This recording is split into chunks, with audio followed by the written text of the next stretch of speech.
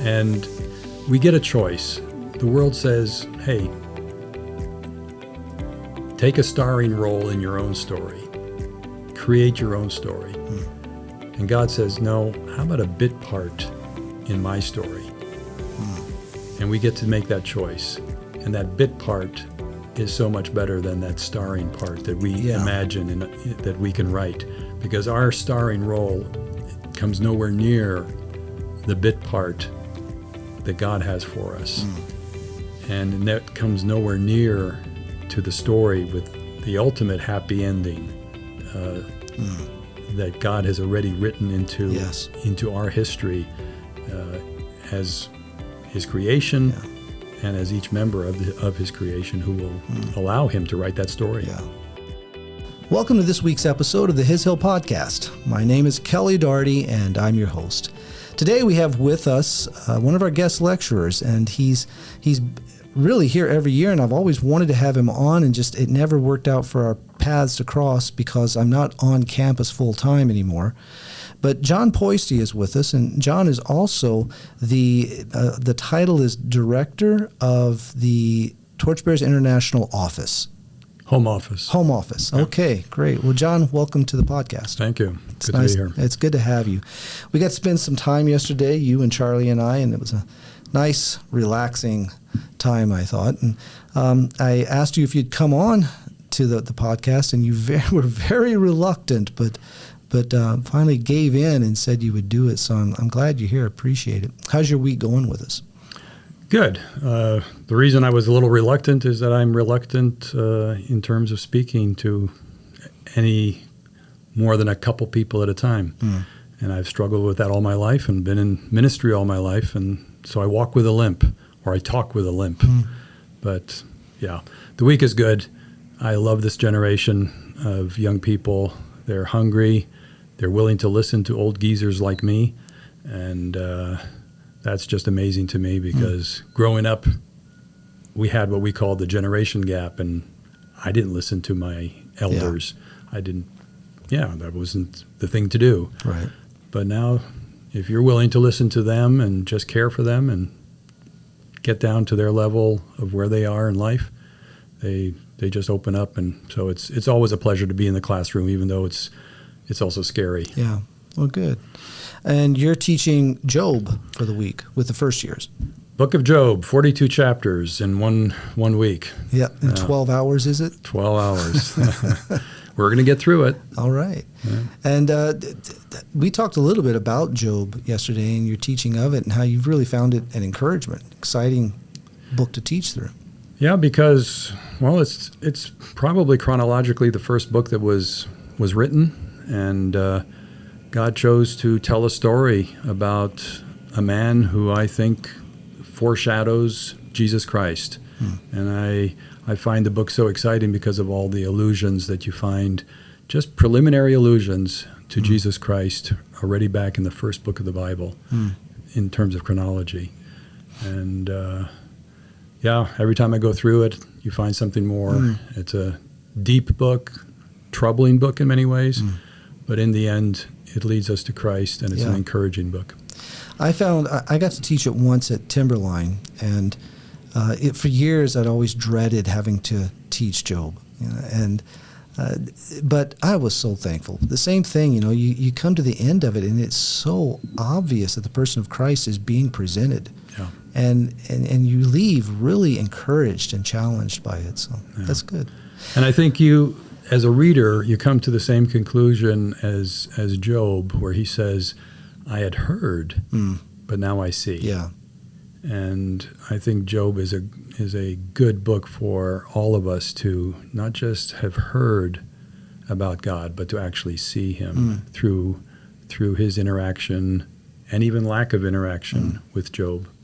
Well, maybe someday when you're back teaching, we'll talk about Job. We'll just spend the hour talking about that. Yeah, that'd be fun. But first, I'd really like for our listeners to hear your testimony.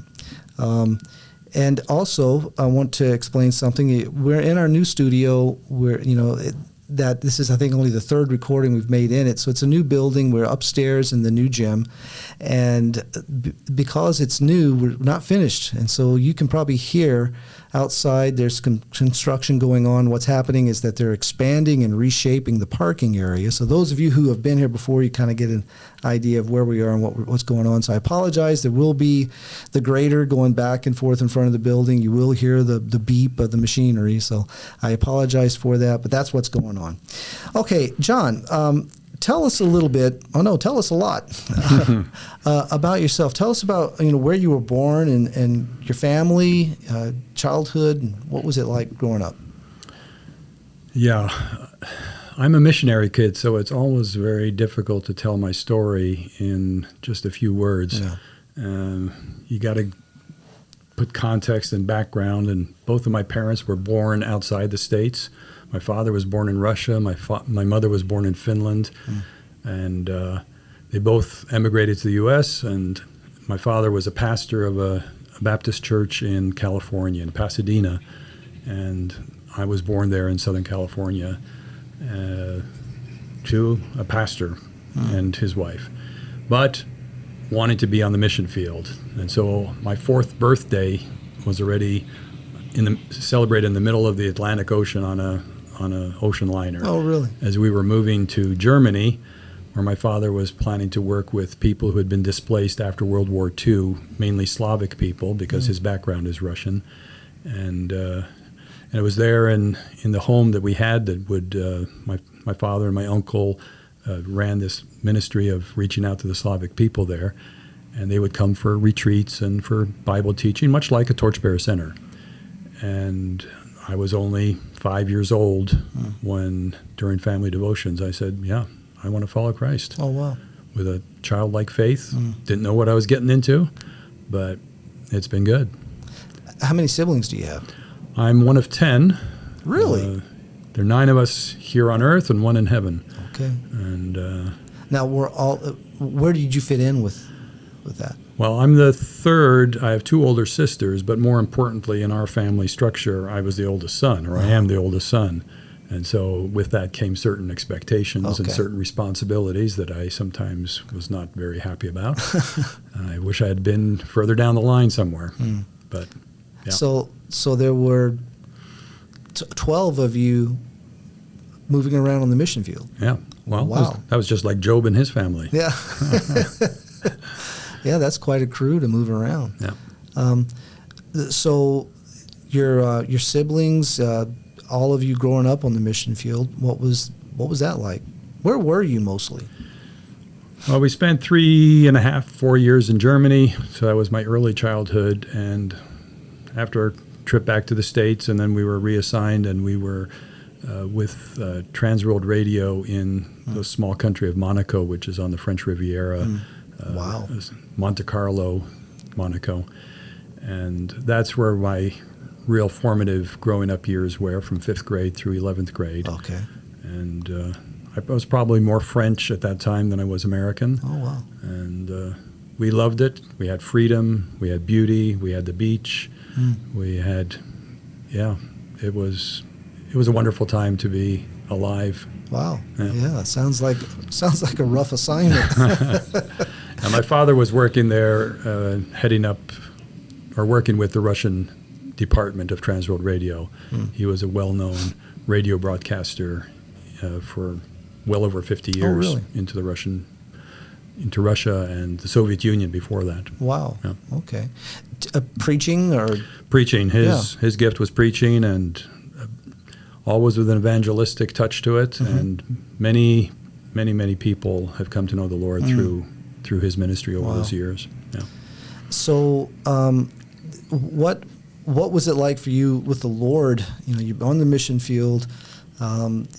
You're in a beautiful area, and you spoke French. You said you were more French than an American, and what was it like? Were you homeschooled, or did you go to public school? Or no, we went to public school. I was thrown into 5th grade without speaking really any French. By the end of that year, I was speaking it fluently. You learn it very quickly when you have to. Yeah. And when people start laughing at you for making mistakes, you learn quickly to avoid those mistakes. So, I learned the language quite quickly. Growing up as the son of a missionary and a well-known preacher, has its challenges. There's certain expectations that are placed on you to guard the reputation of your family name and so on. And with a very strict upbringing, I was afraid to stray. So whether that's a good thing or a bad thing, I don't know. But I do thank the Lord that I was protected from any kind of strain from the faith or any kind of, real rebellion, at least in action. Of course, the heart can rebel as well. And unfortunately, in our family, I think that, well, I don't know if it's unfortunately, we're probably the average family where probably half of us siblings are following the Lord and half are not. All with the same background, all with the same upbringing, but each with our own personality and our own challenges and our own decisions that we've made along the way.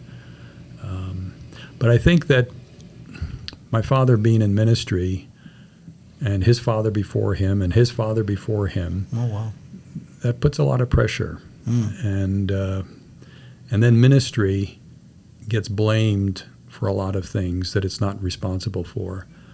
But I would say that my father was quite involved in his ministry, and maybe to the extent of not giving enough attention and time to some of us at home.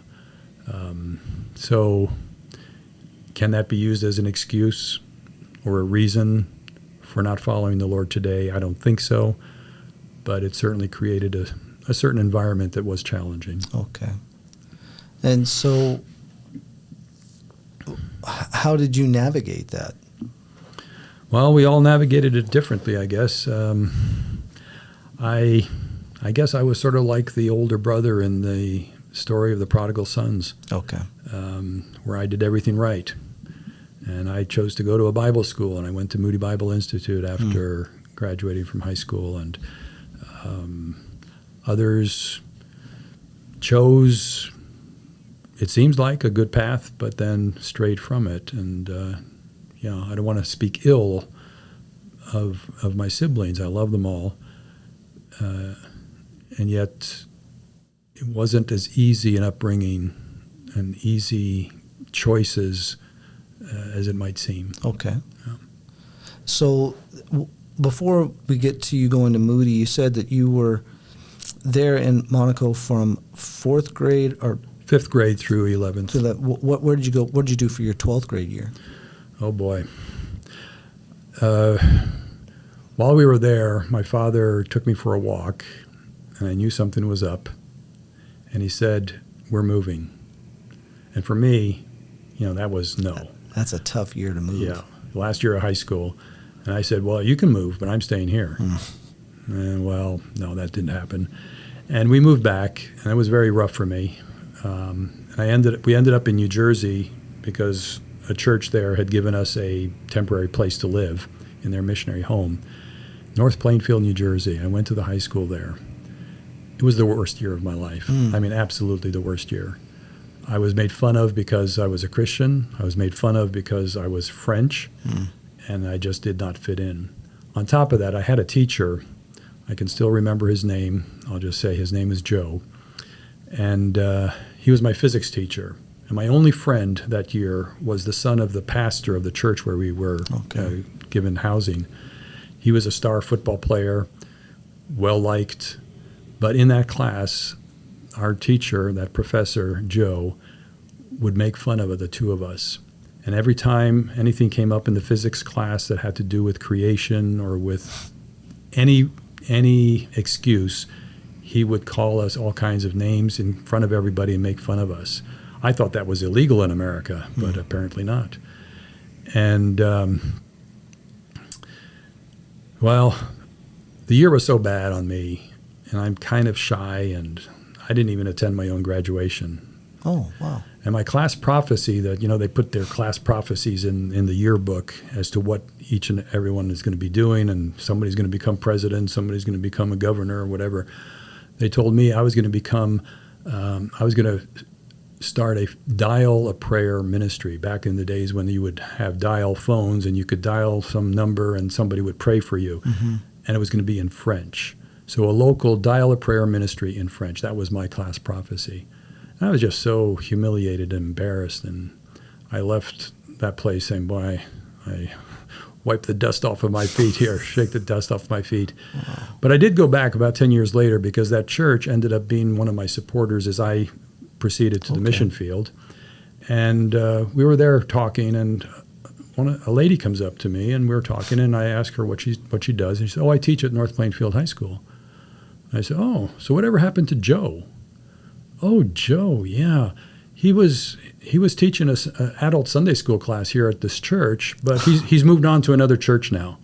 And I said, no, Joe, my persecutor. I'm talking about Joe. Yeah, I'm talking about Joe, she said. Wow. 9 years ago, he gave his life to the Lord. I said, you're kidding me. And so next day I got on the phone and I called up the high school and asked if I could speak to Joe. And he recognized me right away, and he says, John, I have to talk to you. Please come down to the high school. Oh, wow. So I went down to the high school, and he comes with open arms, embraces me, and the first thing he says is, John, forgive me. God was dealing with me that year, and I took it out on you. Please forgive me. He became one of my monthly supporters. So, I mean, it's like a modern Saul of Tarsus type of experience. And so that year, which was the most difficult for me, turned out to be a blessing for Joe and for the kingdom. Wow. Which is sort of the lesson that we can learn from Job as well. Yeah. Not that I'm comparing myself to Job, but God likes to do these things. And then sometimes he draws back the curtain and lets you see what he's doing behind the scenes. He doesn't do it often. And he doesn't have to do it. Yeah. And if he does it too often, we're going to get, maybe too blasé and used to it. So I remember that year with bad memories, but overcome by very good memories. Wow, that's encouraging. So you graduated from high school and then you went to Moody. That's right. What was that like? Boring. Really? To be really honest. Okay. My father, for all that I've said about him, he was very consistent in teaching us, his kids. And we had family devotions every day, most of the time twice a day. And I had basically learned so much that when I went to Bible school, I learned a few names and a few ways of, correlating different things, but it wasn't like I learned anything new, even in 4 years of Bible school. That made me sound like I'm bragging or something. I'm just bragging on my dad and the education we got at home just by listening as he would try out his sermons on us, around the dinner table. So in that sense, it was boring, but in other ways, it was very good for me in getting to know other people, coming out of my shyness a little bit, and socializing. And so I did learn a lot of life lessons, if not so much of Bible content.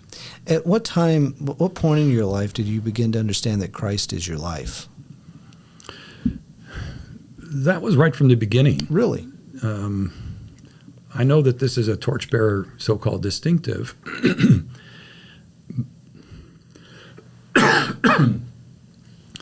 But if it is a Torchbearer's distinctive, and only the Torchbearers have it, then I don't think it's something very reliable. Yeah, I agree. And my father preached Christ, and I didn't always get it. He would say, yeah, that was a good sermon. We heard a lot about, we heard a lot from the Bible and had good content, but he wasn't preaching Christ. And so it took a while for me to understand what that meant, but without maybe the same words as we would use today among the Torchbearers, I heard that Christ is my life right from the start. And I believe that. I understand because I come across people all the time in my life, my father-in-law being one, who did not or do not have the Torchbearer lingo, but very much, know Jesus to be their life. Yeah. And, they may say things different, but you look at them and you see how they're living and you understand they know Jesus and they are living solely dependent on him. Yeah. And that's I think that's always good for me, to be reminded of. But I appreciate that. So you were raised from childhood, right, to know that this is Christianity, That's Christ in you, the That's hope right. of glory. Oh, yeah. Yeah. Okay, so what did you do after Moody? Where'd you go? After Moody, I went down to Haiti, worked as a engineer at a missionary radio station down there, because the course that I had taken at Moody, besides the Bible, I was also studying radio engineering. And so you're actually pretty comfortable behind the mic and the headphones and the equipment here? Oh, sure. Yeah. I mean, that's all old hat to me. And while I was there in Haiti, and they're French speaking, and so I really felt at home there and so on, but I could sense that the Lord had something else in mind for me. And at the time, my father was struggling with his eyesight, glaucoma and cataracts and so on, and he really needed somebody to come alongside and just support him and help him. And I said, I'm willing to come. And that was with fear and trembling, because both of us were very strong personalities, and we had our clashes. But God said to me, as best I could understand, yeah, it's time to go home and help your dad. He happened to be in Austria at the time, and so I joined the ministry, the Russian radio ministry there with my father, starting off mainly doing technical things, helping to build a studio, helping to get the equipment to work, and getting more and more modern equipment as we progressed. But he would urge me to just say a few words, even though I didn't speak Russian very well at the time. Just say a few words, make an announcement, just take part in it so that you can have some ownership of the ministry as well. And gradually it became more and more until I had 2 weekly programs myself. Really? Teaching one on the family, even though I didn't even have a family yet, and another one just going through various books of the Bible and doing expository programs in Russian. Wow. How many languages do you speak? Well, I can put it this way. I've taught or preached in 4 different languages. Oh, my. English, Swedish, French, and Russian. Wow. I've preached more times in Russian than any of the other languages, even more than English. Okay. Yeah. Wow, that's interesting. So when did the family come along? When did you meet your wife? When did this all start? The ministry was moved from Austria up to Sweden, and that would have been in 1978. And the very first Sunday I was in church, I went to church with my siblings who were attending a large church in Stockholm, and they had already been there for a while and gotten to know some people. And one of my sisters had a friend named Christine, and I happened to sit right next to Christine, and now I'm married to her. It didn't go quite that quickly, but we became friends, and then, things progressed, and we've been married for 43 years. So is Christine, is she Swedish? She's Swedish. Oh, I never knew, or if I did know that, I forgot that. Okay. Mm-hmm. Oh, great. How many kids do y'all have? We have 3 girls, Sonia, Larissa, and Katrina. And when we lived in Russia, we were still young parents, and they kept asking us, so when are you going to have a son? Because it's a very patriarchal, man-centered type of a culture, or they think so. Actually, it's the women who run the men rather than the other way around. But they were deploring the fact that we didn't have a son. And I said, well, God has given us 3 daughters. I love my daughters. And I still do. God has blessed us with 3 great, wonderful daughters. Yeah. I have 2 daughters, and when our first daughter was born, Arlene really wanted daughters, and she knew that I really wanted sons.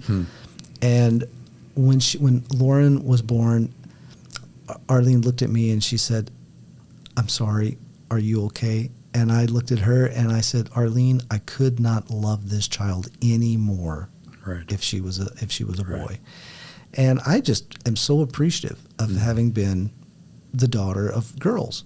I love them to death, and they mean the world to me. They've been a blessing to me, and as they've grown in the Lord, and my wife and I were just talking about it today. The way He has grown them and their wisdom is just it staggers me. It does stop me in my tracks and make me think often. By the way, we might be getting to this a little bit later, but I have been with the Torchbearers now for about 20 years, and the first 15 of them, I worked as the director of our Bible school in Sweden.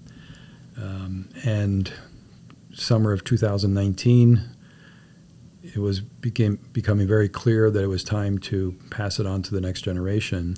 And one of the main factors in making that decision, besides our age and longevity there and the readiness of them to take over, was our family. And I didn't want to risk making a mistake of being married to ministry and so far from our kids that they would say, yeah, we respect our parents, they serve the Lord faithfully, but we don't really know them. And the grandkids, they don't really know their grandparents. And so that was a big part of the reason why we moved back to the United States, with one daughter living in Canada and two on the west coast, just to be within a time zone of each of them, Sure. and be able to communicate instead of having to wait till the next day to answer one of their questions or so. And it's made a huge difference, and I know that they have appreciated it, and we certainly I'm sure. appreciate it. Yeah. It's been a blessing for us to have the kids, even as adults, to still be in our lives. Yeah. And even when married, still, it's been a blessing to us. So how did that transition come about? You're working with your father in ministry, and then was there something in between that and Torchbearers, or did you go straight to Torchbearers? There were, about 2.5, 3 years where I talk about being on the shelf. For that time, we were still active. I was working for another Christian organization. They knew that it was just going to be a shorter term thing, and Christine, my wife, worked for Compassion International for a few years, waiting for our next marching orders. And I found out with God's will, it's not just about me. It's about other people who are involved. And at that time, I know that God had in mind, now looking back, for us to go to Sweden. But at the time, there was somebody else who was still director in Sweden, and they hadn't moved on yet. And the opening wasn't open yet. Okay. And so it took a while before that actually happened. But when we finally ended up there, we realized how God had been preparing us all our life for this ministry. Not just the culture and the language, but the type of ministry, the longer term, where you're with people for 9 months rather than just the, by distance, by radio, or just the occasional meeting, which fit my personality and my giftedness so much better. So it ended up being the ideal place for us, but when we were ready to go, they weren't ready for us yet. Okay. And so it taught me a little bit about being patient with the Lord and letting Him figure things out rather than trying to force something. Yeah. So what year did you become the director? 2005. Okay. And you were there for 15 years? Almost 15, yeah. Okay. Wow. So just not too long ago. No. Yeah. What was your time there like? I loved it. I mean, that's not to say that there weren't issues and problems and difficulties. Like in any leadership position, you're going to have challenges to face, and you doubt whether you have the ability or the patience or the wherewithal to deal with some of those challenges, but somehow God got us through that, and I think we ended up better for it, and I believe that the school ended up better for it in God's sovereignty and grace. And it's still going well. We pass it on to leaders who were from within, and they took over, and they're carrying the ball and doing a really great job. Tell us a little bit about the ministry there, Torchbearers in Sweden.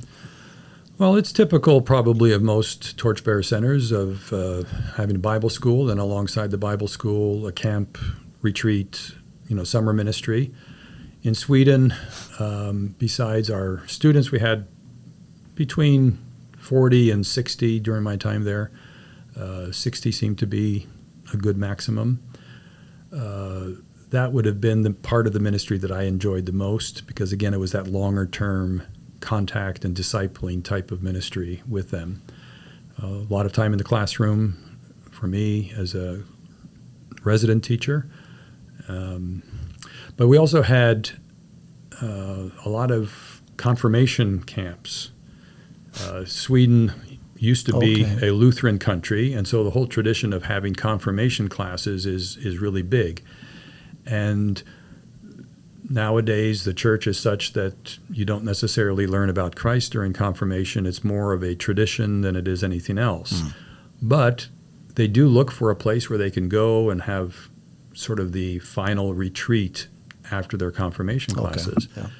And they would come quite often to Holsby, to our center there, and they would hear the gospel for the first time. And it was amazing what God would do in the lives of these confirmation kids, where they would actually get confirmed in their faith for the first time, by hearing the gospel presented in a clear way. So that was very rewarding to have that.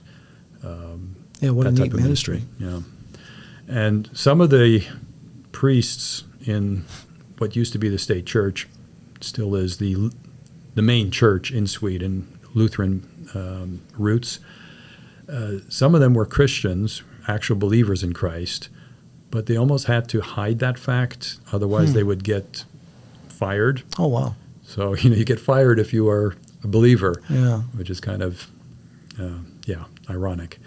So they would bring their kids on purpose to Holsby because they knew they would get to hear the gospel and they wouldn't be blamed for it. Wow.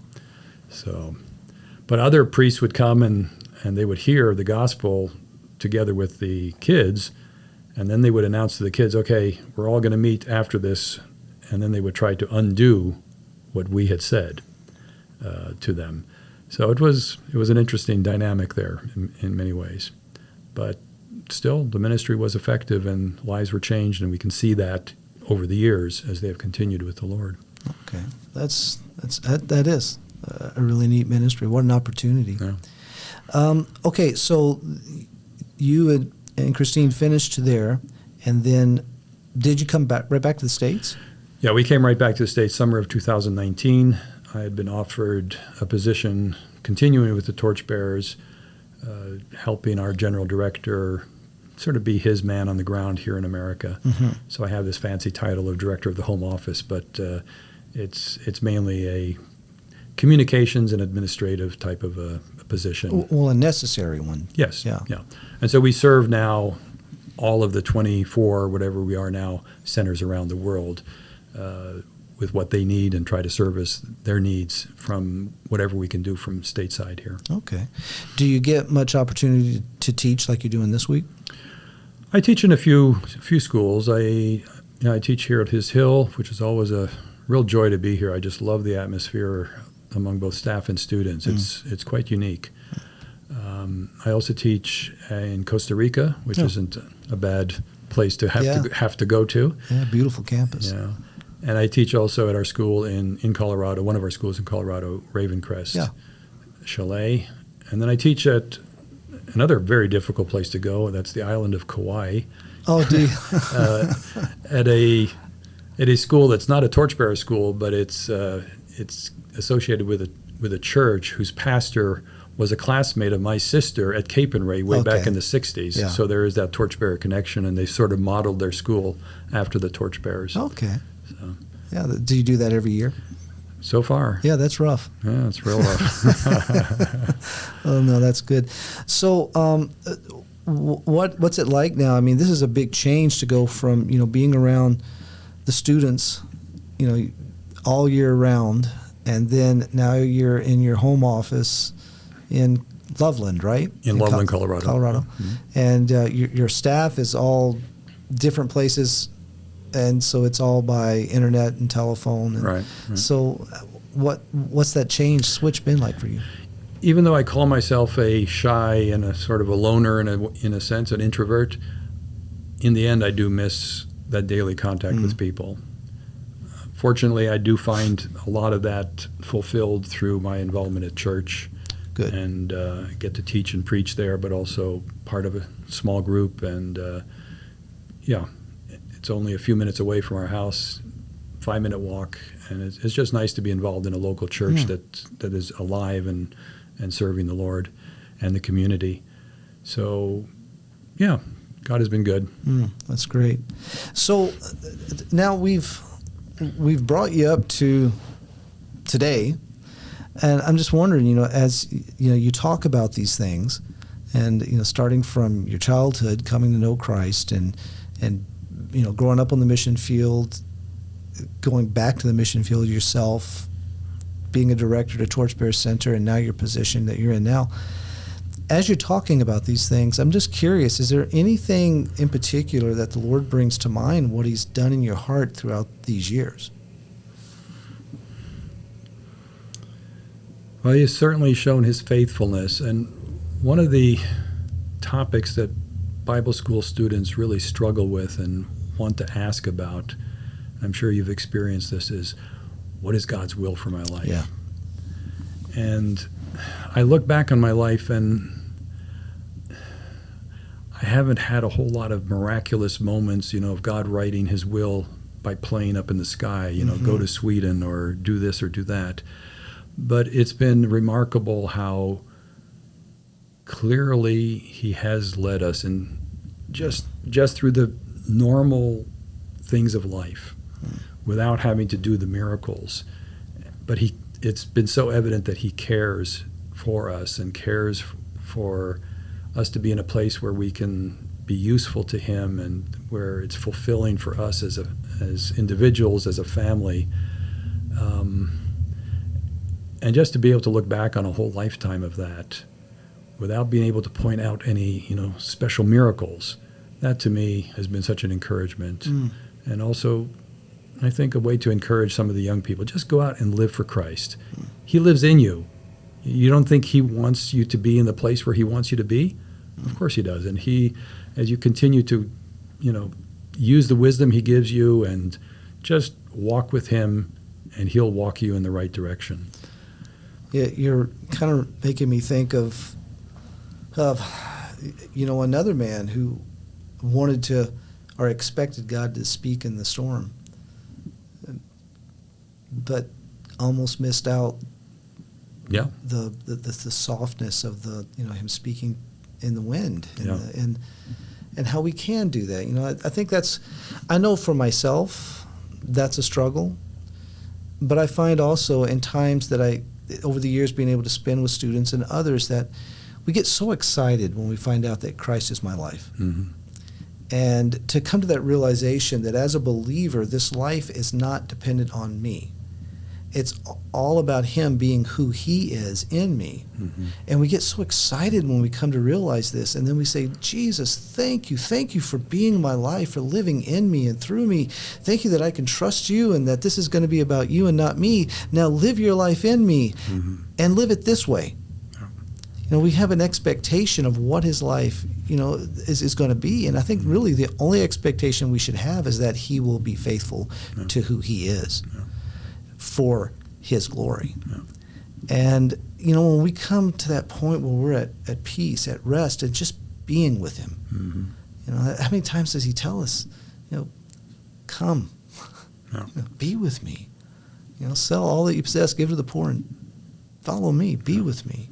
One of the things I've been trying to tell the students related to this is when I'm talking about Job, he's the author of the story, and he's written the ultimate story in Jesus Christ, and He's rewriting that story in each of us. And we get a choice. The world says, hey, take a starring role in your own story. Create your own story. And God says, no, how about a bit part in my story? And we get to make that choice. And that bit part is so much better than that starring part that we imagine and that we can write. Because our starring role comes nowhere near the bit part that God has for us.